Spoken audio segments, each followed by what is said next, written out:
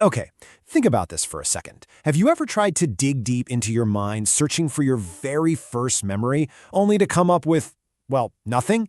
Just a big blank space where the first few years of your life are supposed to be? It's a feeling we all know. And today, we're going to figure out why our personal history seems to have a missing first chapter. No, seriously, take a moment. Try to picture it. How old were you? Maybe you were at a birthday party or on a family trip? For a lot of us, it's just a fuzzy image, right? Or maybe just a feeling. But I'm willing to bet that memory isn't from when you were 1 or even 2 years old. And that's the thing, isn't it? When we try to remember being an actual baby, we just hit a wall. It's not like you forgot a password. It's more like the files were never really saved in the first place. And this points to something absolutely fundamental about how our minds are built from the ground up. So, let's get into it. We're going to treat this whole thing like a detective case. We've got our mystery, the case of the missing memories. And lucky for us, psychology has uncovered a whole set of clues to help us crack it. All right, our first and maybe biggest clue has to do with the hardware itself, your brain. You know, a baby's brain is an incredible thing. It's developing at a crazy speed, but it is very much a work in progress. And here's the main issue. There's a part of your brain called the hippocampus, and it's basically the superstar when it comes to forming long-term, detailed memories. But in babies and toddlers, it just isn't fully online yet. So it's not that nothing was happening to you. Of course it was. It's just that your brain wasn't really equipped to hit the long-term record button. Think about it like an emergency room. Your brain has to prioritize. And in those first few years, it is putting all its energy into the absolute essentials for survival.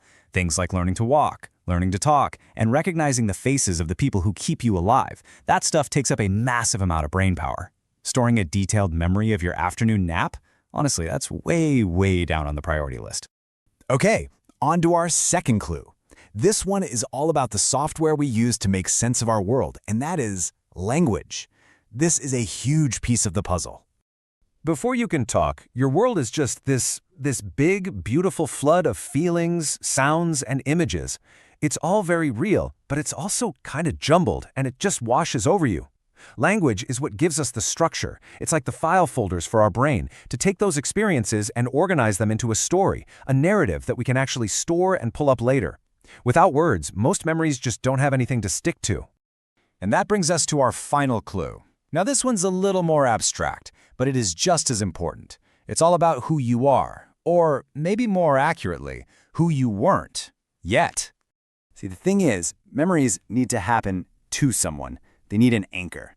As a baby, your sense of yourself as this unique person with a personal story, well, that's still under construction. There isn't a strong, clear I at the center of the story to attach all these experiences to.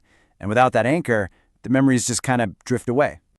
So when you put all of this together, the unfinished brain, the lack of language, the developing sense of self, you might be wondering, is it okay that my first chapter is missing? Is this normal?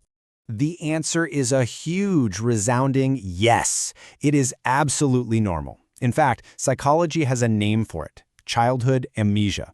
And notice the key words there. It's natural and it's universal. This isn't some flaw in your personal memory. It's just a standard feature of being a human. Actually, study after study shows that for pretty much all of us, our earliest reliable memories kick in somewhere between the ages of 3 and 4. So, if your own mental timeline starts around then, congratulations, you are perfectly normal. But hang on, because here comes the twist. Just because you can't consciously recall those first few years doesn't mean they just vanished. They didn't disappear into thin air. They went somewhere, and they did something incredibly important. And this, to me, is the most amazing part of the whole story. All of those early experiences, the feeling of being held, the comfort, the fear, the joy, they are still with you. They just weren't stored like a movie you can replay. Instead, they were absorbed deep down, becoming the emotional patterns and gut feelings that would form the foundation of your entire personality. So what does that all mean? It means your unremembered past isn't some empty void. It's the invisible architecture of who you are right now. It shaped how you form relationships, how you react to stress, your basic feeling about whether the world is a safe place, all without leaving a single memory you can put your finger on. And that leaves us with a pretty fascinating final thought, doesn't it? We always think our memories are what make us who we are, but if the very first building blocks are out of reach, it makes you wonder, what is it that truly makes you, you? Definitely something to think about.